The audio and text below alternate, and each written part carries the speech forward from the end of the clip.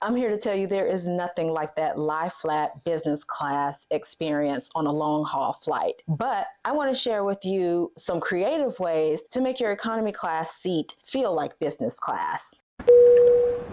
And your captain has turned off the fasten seatbelt sign. Feel free to move around the cabin. Hello, I'm Sparkle, your single solo traveling sister, here sharing my tips and adventures to help inspire your next trip. Okay, so I'm sitting here packing for my flight that leaves tomorrow. I just got a notification for my check-in. I checked in. I saw that the flight, it didn't seem very full, so my immediate thought was maybe I can upgrade to business class. I tell you, every time I've upgraded to business class, it has been worth every penny, especially with these long haul flights. I'm flying from LA to Taiwan, that's 15 hours. Then from Taiwan to Bali, that's another 3 or 4 hours. And I just got back from Zambia, and that travel day was insane. But I sat economy class the whole entire time, and I came up with a few hacks that made it quite comfortable. So I want to share those with you. Starting with the underrated hack of any flight, but especially a long haul flight, an eye mask with holes that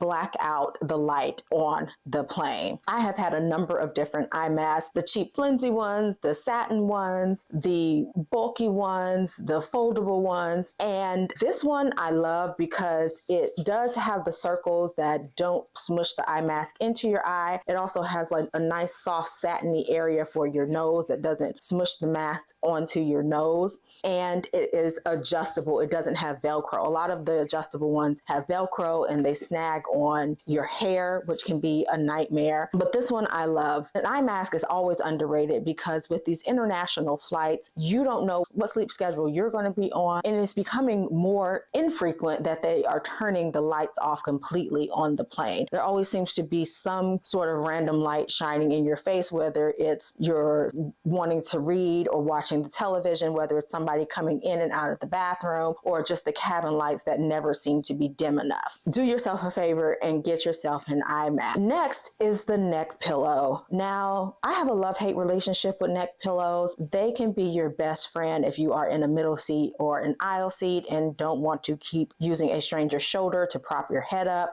But with all the different varieties, it's hard to find one that is efficient for my style. I started with the traditional old-fashioned neck pillow. This one didn't have any thrills, but it just always seemed to get in the way. Unless I'm literally on the plane using it, it always seemed to get in the way. And even sometimes on the plane, it would just roll onto the floor, and then I'd be scared that it was full of germs. Walking through the airport, it seemed like it would be rubbing up against things and touching things and getting all gross. And just trying to pack it can be a nightmare. So I quickly gave up on this one. I then upgraded, or so I thought it was an upgrade, to a turtle pillow. Now, some people absolutely love these turtle pillows. I could take it or leave it. As you can see, it's a lot easier, a lot more packable. You can stick it in your personal item, your carry-on, or you can pack it into your check luggage, which I don't know why you would pack it into your check luggage. But the hack with the turtle pillow, it basically just looks like a scarf. And while it does keep your head propped up, and this one has a little bit of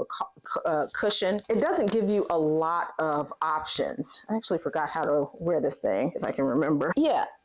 While it's functional, it's still not super comfortable. Like, it keeps you from completely tipping over, but it's still not the most comfortable solution. Then I gave up on neck pillows for a while. I was just like, I'll just use the pillows they hand you on the plane.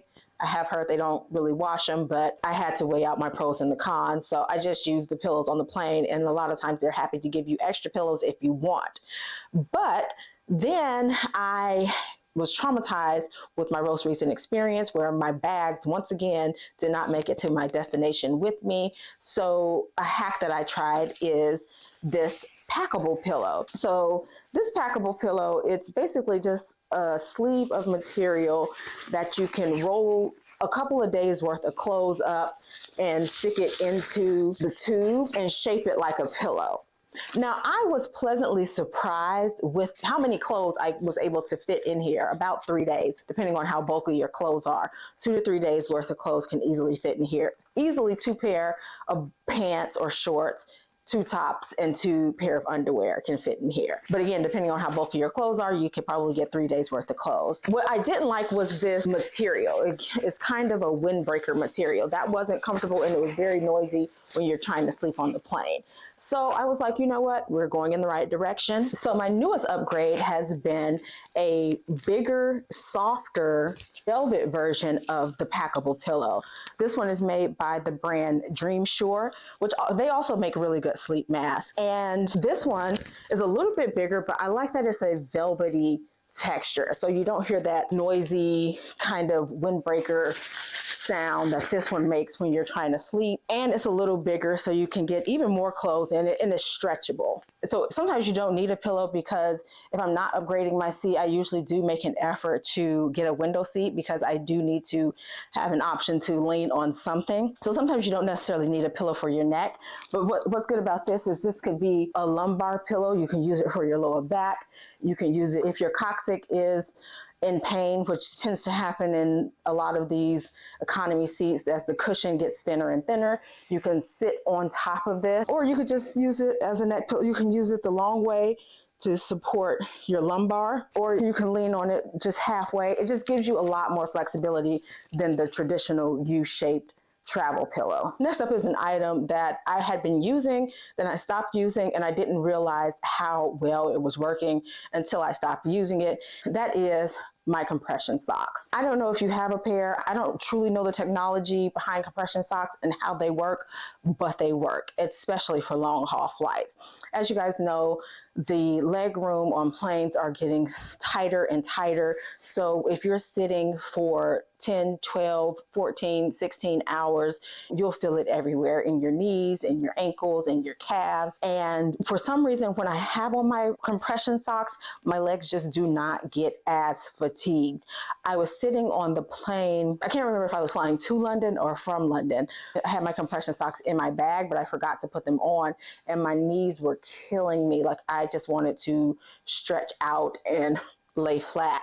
And I was just like, let me just put my compression socks on and see if it makes a difference. And when I tell you, within 5 minutes, I noticed a difference. I was comfortable and I was able to go right to sleep. So again, I can't really tell you how the technology works, but get you some compression socks if you're going to be on a plane for more than 8 hours. Speaking of restless leg syndrome, another item that I had seen advertised a couple of different times in a couple of different places, and I was just like, it doesn't really seem like it's going to make a big difference, but it ended up making a huge difference, is this chair stirrup. Now, this is literally just a stirrup that you hang over the seat tray table in front of you, and you can rest your legs on it. I'll try to insert some pictures or videos so you can get an idea of how it works. Even though it doesn't change the amount of leg room you have, it just gives you some options to position yourself, to take some of the weight off of your hiney or your hips, depending on how you're sitting on a long flight. It allows you to feel like you're able to recline a little bit more.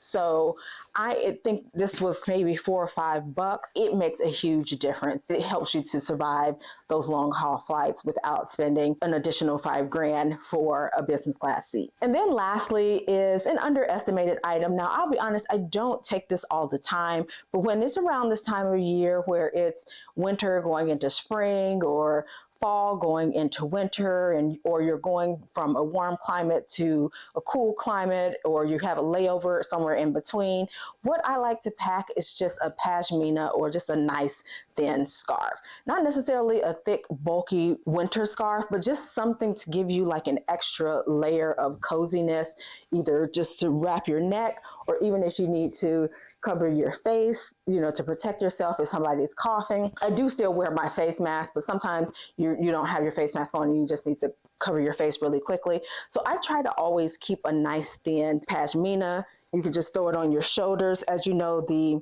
temperature in the cabin can fluctuate. It can go from freezing cold to blazing hot.